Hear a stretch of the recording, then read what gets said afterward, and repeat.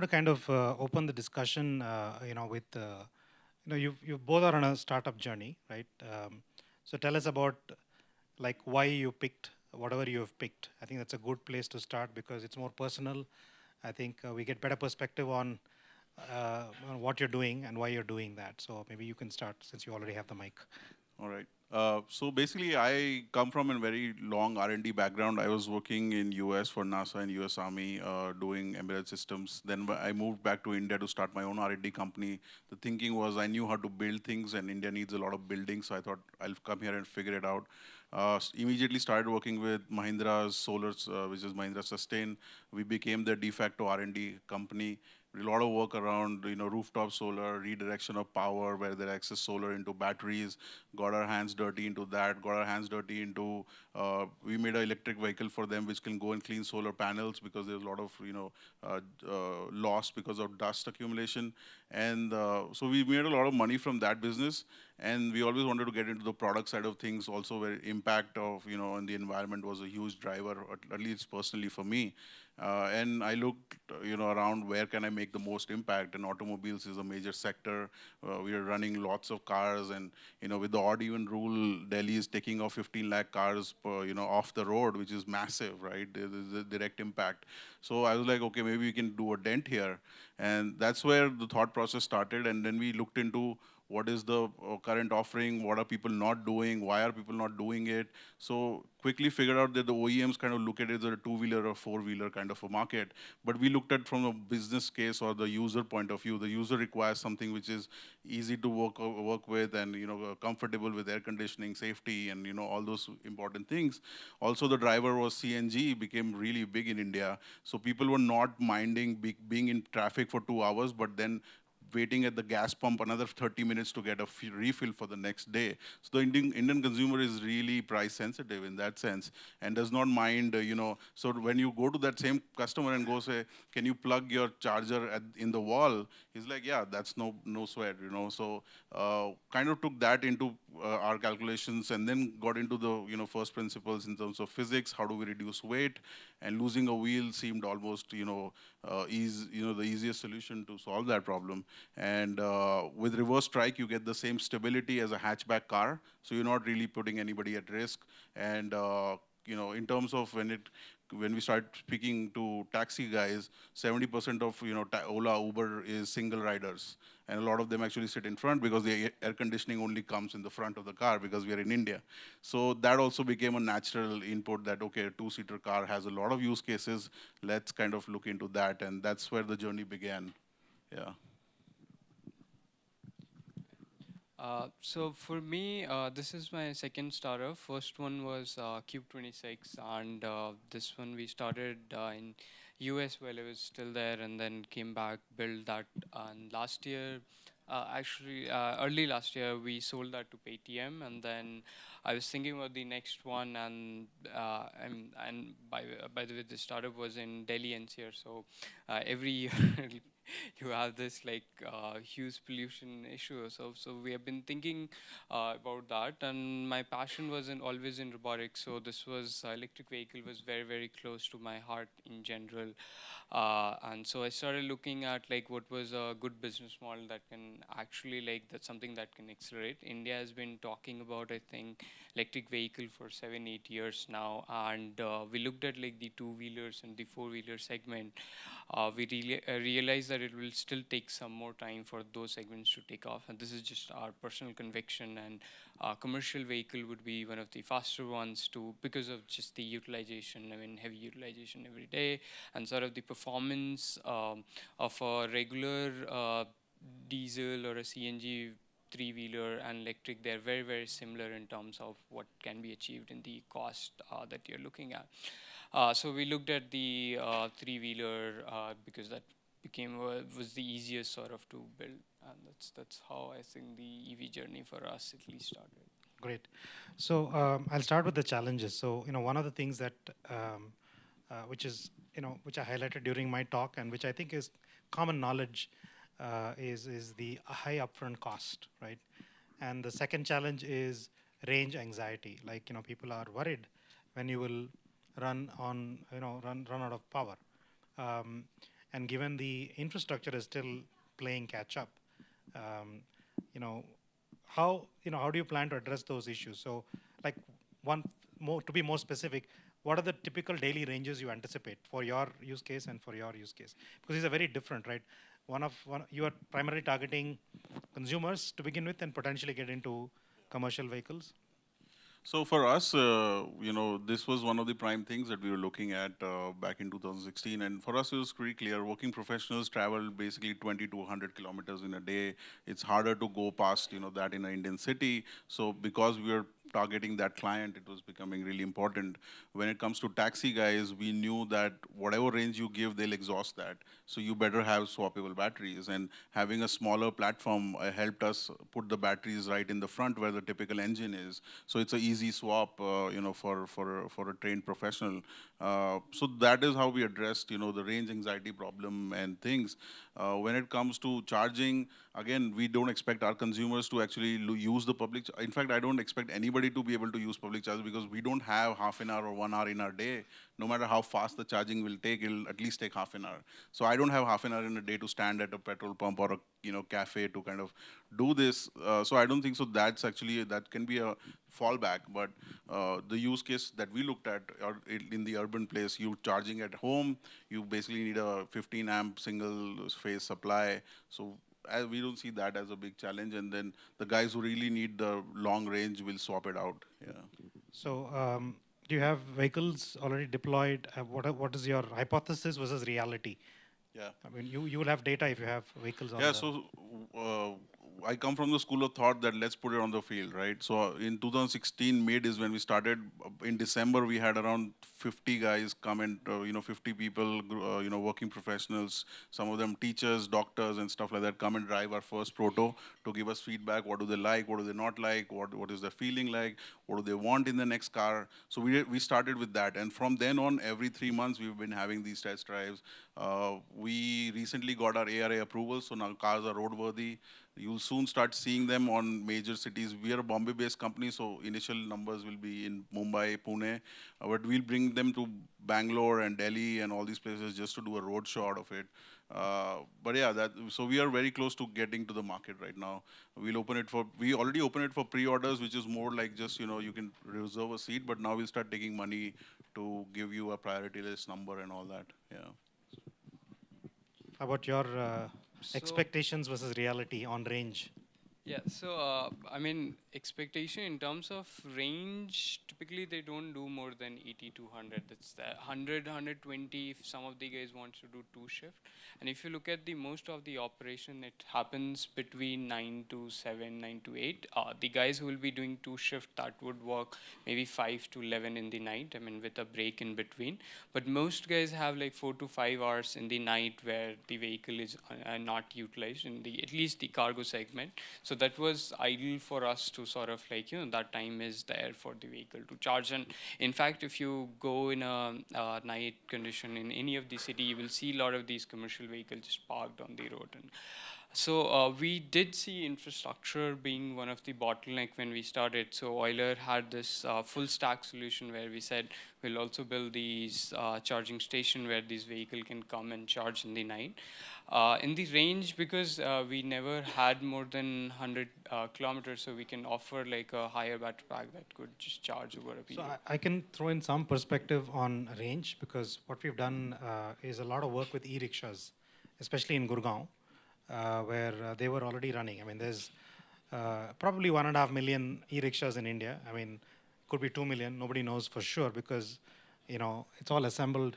And, our sales team went on a Bharat tour, and that's how we estimated, because there's no source for e-rickshaw tracking. But we also looked at other numbers like, battery sales that was done in the right configurations. And so we had some proxies to figure out. So it's between 1.5 to 2 million. That much I think we have a clarity on. But with e-rickshaws, what we observed was, given that these are drivers who don't own the vehicles, they rent them by the day. So they pay 350 rupees, for example, and they have, all you can eat. I mean, all you can drive. So these guys typically, based on the driver profile, they're again different. Not all drivers are the same. There are drivers who have families who want to go home and spend time with the family. And there are drivers who have just come into Gurgaon to work for 3 months, accumulate enough money to go back to their village. And then there are drivers who are not motivated in any manner. So this is broadly the nomenclature of e-rickshaw drivers.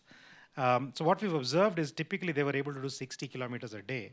And for a typical 8-kilometer chakkar, it turns out to be a kilometer is roughly 10 rupees for the e-rickshaw driver in terms of earnings.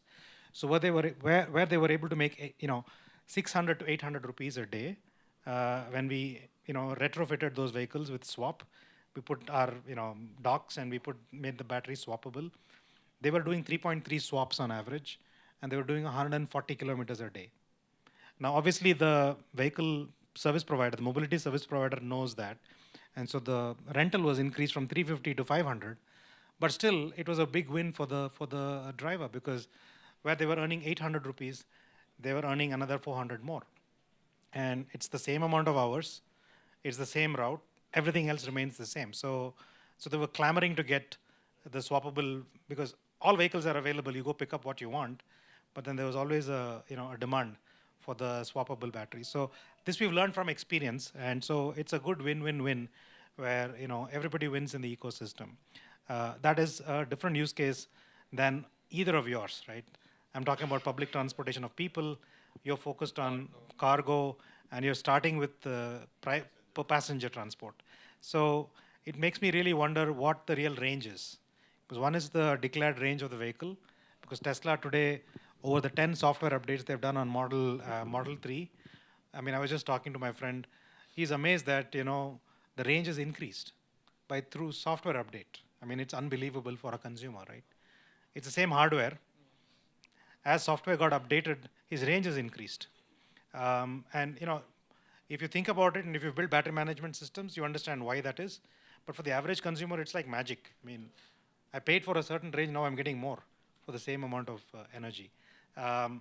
So it still remains elusive, even though the range anxiety is a question. At what range do you think people will be happy per day? I mean, that's really the question here. Like you said, 200-kilometer range on full charge. Does that mean they have to charge 3 times a week? So, because if any of us here want to buy an electric vehicle, that's going to be a concern, right? Yeah. How often do I charge? Like, can I not charge for 3 days at a time? So the usable range is 200. Every 1 hour you spend with air conditioning on, you lose 5 kilometers. So that's the stats part of it. Of course, it changes on how you drive, where you drive, and all of that stuff. But at least we'll be able to give you, 160, 180 kilometers for sure. When it comes to, how much you need to charge, I think the consumer will figure it out, right? As in, if it's a housewife or somebody who works close by, like a doctor, he'll charge once in a week, while, somebody who's going to office every day will charge. Also, with our platform, so our kind of core IP lies at the ECU level, where the main control is what we kind of our bread and butter is, where we are tracking everything from your brake pad usage to all your motors. All moving parts are basically tracked, and we also give you the ability to only charge your battery to 80%. Now, people who don't understand, or not versed with batteries, is like if you only work between 20 to 80, you quadruple, kind of the life of this battery. Now, if I am a doctor, I go 2 kilometers every day and stuff like that. Why should I charge till 100% while it's going to, kill my battery faster? So these are some of the things that the users will be able to kind of, with a click of a button, be able to use that. When it comes to, in terms of, being able to get more out of the battery pack, we also are playing with, your torque curves, your acceleration graphs, or while you're driving. So you're switching between modes if you are doing a longer route and stuff like that. So these are some of the things that as OEMs we can offer on the platform and make it more insightful and easier for the users to use, rather than having a 50 slider kind of a thing or multiple buttons. We are trying to give it as a single button option, so that the consumer perception becomes easier. They can actually use the technology that they paid for. So that's where we are concentrating on. So another safety question pops up, which is, limping home, right? You're low on battery, but you just have enough to go back limp home. So do you guys support limp home? Yeah, we have a limp home feature. Okay. Yes. For those who are not familiar, when battery gets really low, you just want to move at the right speed, so you have the power that's available used just enough to take you home. So that's something which, as a consumer, when you start using EVs, you start worrying about, for whatever planning and, intuition that you use, there might be a situation where you're stuck and then you're really low on state of charge, SOC. You just want enough to go home because you don't want to be stuck on Outer Ring Road, right? I think for us, 140 is what I think we are looking at. I mean, so the way we look at it is two things, right? One, the guy should be able to do his normal, I mean, so in delivery, right, he should be able to do that. And then there are like these peak season, like Diwali, where they might get additional orders and some of that, or let's just say somebody's doing Delhi, he might get a load for NCR. So those additional anxiety factor that he has, but we're pretty sure that the median is never going to cross like 80 for him. But the second thing that we are more worried is like, how is it going to last over, let's just say, 4 to 5 years? Because most of the guys who buy these commercial vehicle, they think in terms of like what would be the secondary value of the vehicle after they sell, let's just say after 5 years. And so especially, and that's a very, very important factor in buying decision of these vehicle. So for a 5-year in a situation where your depth of discharge is extremely very high, that becomes problematic. So that's where we were thinking of doing like maybe 1.5 times what they want to push the So the moment you increase the available energy but then rating, your cost will go up. Yeah. So it's like a chicken. So yeah, I think it's a vicious cycle. So it's an interesting point you bring up, which is the residual value of the vehicle, right? People think far ahead in India when they buy the vehicle. So the reason Maruti enjoys 51% market share is because there's perceived resale value being higher than other brands. This, of course, comes as a secondary consideration because the first primary consideration is kitna deti hai, right? I mean, what is the kilometers per liter? So how do you answer the KMPL question? And for resale value, what ideas you have? That's the second question. So how do you address the KMPL value? How do you communicate, efficiency of a vehicle? Because electric is not well understood. How do you message it to your customers? I think at least in our segment, it's pretty much known. Like, I mean, it's like they know that it's low. Most of the guys don't have ki kitna low hai. That's not there. So I mean, that's one of the friction where we think the adoption of EV will be slow, but it will be exponentially grow. So right now, it's like kind of getting in a slow phase, but it will take off very, very fast. But there's a lot of PR, there's a lot of support from government, and so there is n number of news that people know that it's cheaper to maintain. They know it's cheaper, but they're not able to exactly figure out. But they don't know where it is. So my vehicle gives me 20, yours gives you 15. That kind of conversation cannot happen with EV, right? Is more like I would say qualitatively they know, quantitatively they don't know. But in terms of that secondary value, nobody has a clue. In fact, we don't have a clue today as an OEM. So the only thing like most financial would look at is the scrap value of the metal, and that's the only thing they consider when they're. It's also the life of the vehicle, right? For e-rickshaws, the life is like 2 to 3 2 to 3 years. Beyond the second year, it's fairly unusable. Well, for us, since we are passenger facing, we are pretty clear. It's 40 paise per kilometer. So we talk in terms of kilometers. So you're talking diesel, petrol, you're doing 8 or 6 to 8, 6 to 10 rupees per kilometer. On CNG, you're around 2.5 rupees per kilometer. We're 40 paise per kilometer. That's pretty loud and clear. In terms of servicing, you require once in 2 years. Like I said, we track everything on your vehicle. So before something goes wrong, we'll probably know that there's something going wrong in your car. We're doing door-to-door kind of servicing, so we have mobile vans for situations where you're out of charge. We can come and swap in your battery on the road itself, so you can limp home. So these are some of the things that we are really concentrating. What is the cost to the company for this? What is the reason we invested so much in this connected car is because it ridiculously brings down our cost that we have to sink into services and all that. So this becomes almost an important part of our business going forward. So that is on the per kilometer question. So I just bring it back to rupees. I think everybody understands that cost per fairly kilometer. well. Yeah. So talking about residual value, so like how do you today even address that issue? Because that's an open question, right? Yeah, so my call These are to new any vehicles, right? entrepreneur or want to be entrepreneur here is please look at battery, using second life of the battery, because these batteries that we'll chuck out from our vehicle are really good for UPS applications and stuff.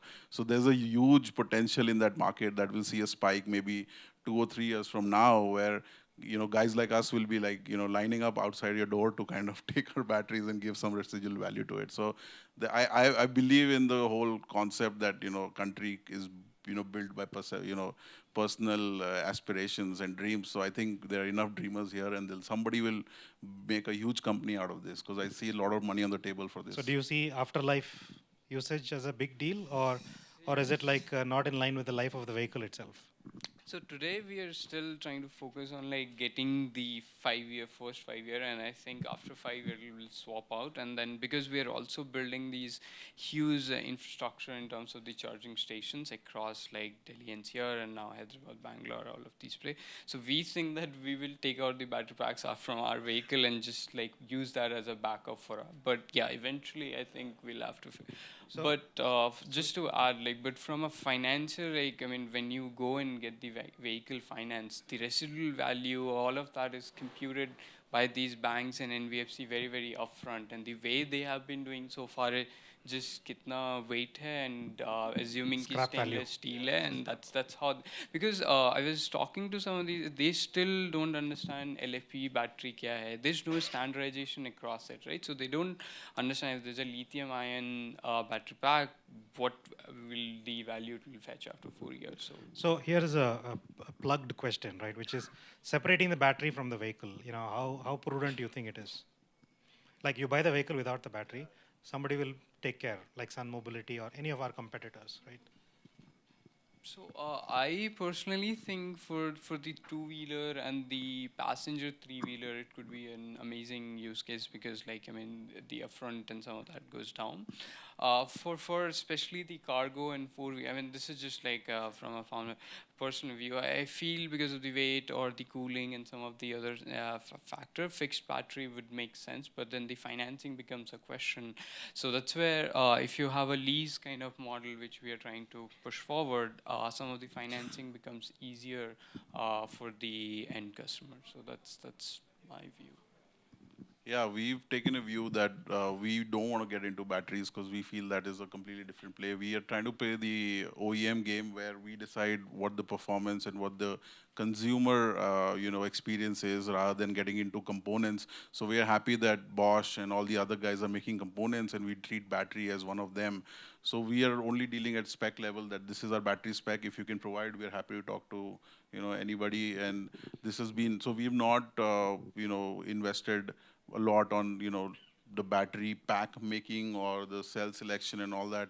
On a more higher level, yes, these are specs we expect, and we have some test rigs that we kind of run these tests on. That's where we kind of put ourselves. So I bring about the other question, which is make in India, right? Which is kind of now a requirement to get subsidy. So how are you guys faring on that? Because many of these cells are not manufactured in India. You have to import them. The government recognizes that. So the cells are not really included in the equation, but they pretty much want a very high percentage of what you're doing. I think it is 60 to 65 to 70%, yeah, depending on the vehicle type in their policy. So how do you fare on that, make in India? So we source almost everything from Indian suppliers, other than things that Indian suppliers don't make. So for them, we go outside. Like our motor is from an Indian manufacturer. A lot of key critical components are Indian manufacturers. In terms of how does it affect us? Currently, it does not, because government has removed subsidy from private ownership of vehicles. So it does not really affect our business case. But yes, we are always on for working with Indian suppliers, because as a company, I'm a small company. I need to make my logistics more clearer, faster. So having companies here who can supply on a fast turnaround time is more important for me rather than is it maybe 2% cheaper or something like that. Yeah. So you kind of answered my follow-on, which is cost of goods.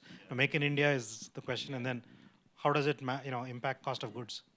For us, see, the mechanical part is pretty much sorted, as in like three-wheeler, four-wheeler, it existed for like 50 years, so India is pretty good at that. In terms of some of the powertrain, we are still struggling. I mean, especially on the controller and some of the motor. I mean, we do have one or two supply, but the best ones are not here, at least that. And we are not making motor and control some of that. So yeah, and that becomes your, I think, one of the critical requirement in FAME to.